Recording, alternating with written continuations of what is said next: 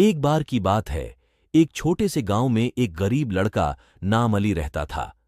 उसका सपना था कि वह दूसरे बच्चों की तरह स्कूल जाए, पर उसके परिवार के पास इसके लिए पैसे नहीं थे। इसके बजाय वह रोजगार करके अपने परिवार की मदद करता था। एक दिन बाढ़ उनके गांव को बर्बाद कर दिया, उनका घर नष्ट कर दिया और उन्हें बेघर छोड़ दिया। बेहद उदास अली ने सहारा ढूंढने का निर्णय किया।